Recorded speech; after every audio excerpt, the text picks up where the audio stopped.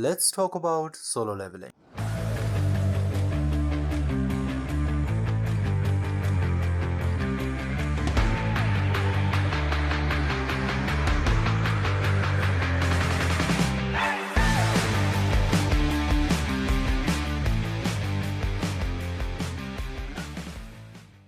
Solo leveling is one of the new hot clans which recently debuted in Anime Land. It is a part of the Manhwa Guild, which is one of the three largest factions that currently exist. Coming from light novel and webtoon with the same name, it has really taken the world with a storm with its initial run. It has great set of core members and it already successfully gathered quite a lot of followers. Many leaderboards already have this as their one of the top guild. But how good is this new guild and where does it rank in my tier list? In order to understand why solo leveling has been so popular, first we need to look at its guildmaster, aka the protagonist. Protagonist or hero is usually the center of main conflict or drama. A hero is somebody who is involved in struggle of some kind, either against someone or something, or even against sometimes her or his own wills or emotions, which means he or she is the first struggler, which is the literal meaning of Greek word protagonistus, where the word protagonist came from. Now you may ask, what all of this have to do with solo leveling?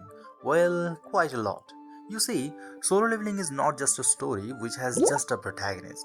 It is a story where all the drama and conflict happens to make our protagonist Woo to look cool and as hype as possible. But that will be just too boring to watch because nobody wants to see a protagonist who just looks cool. The followers like you and me need somebody whom we can cheer for and we can somewhat relate to. And that's where the geniusness of this level up comes up. In solo leveling story, this level up is the key factor behind all of this hype. People love underdogs whom we can cheer for.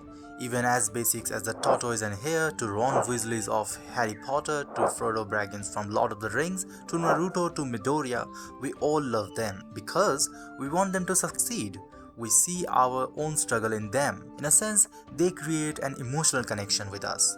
The story of solo leveling starts off as our hero Woo as E rank hunter, the lowest rank hunter in the world where there are full of struggles.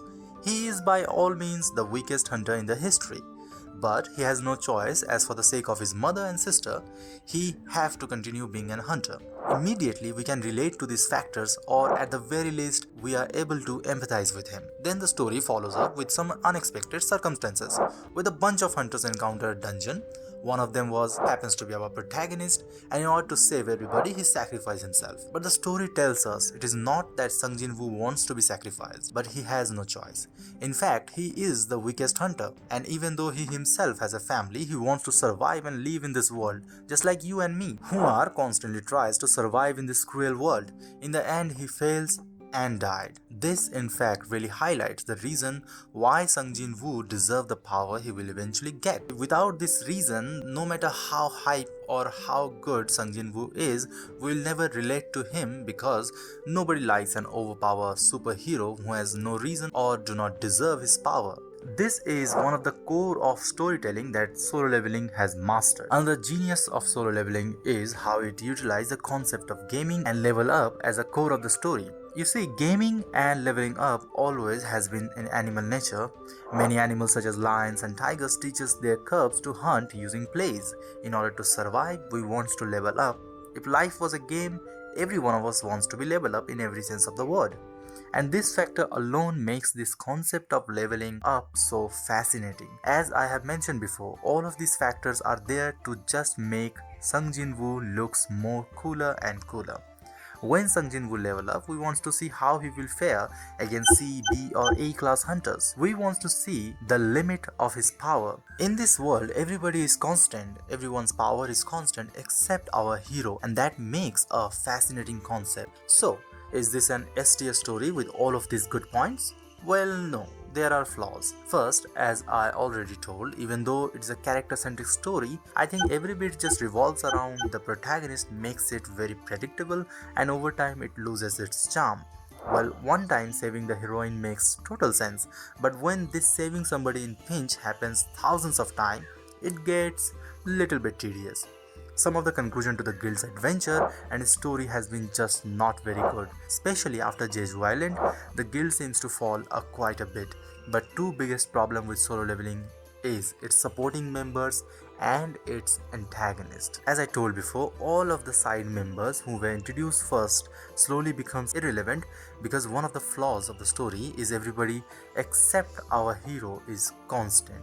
We want our Goku to get stronger, but we also want to see where our Vegetas or Piccolos or Gohans are. We are not just following our hero, we want to see our favorite cast member grow alongside our protagonist, and in that sense solo leveling really fails. And that brings me to the antagonist. In order for a story to become good or great, the story needs not just a good protagonist but just as good or not more good antagonist who can stand as a counter, as a negative part of the positive endpoint of the protagonist. Antagonist can be empathetic or pure evil, it doesn't matter, as long as it is written with the depth and easily identifiable among all the members, it will be considered a good guild. Look at the Star Wars, Harry Potter's, Monster or any great story, you will notice there is always an antagonist which really makes the story.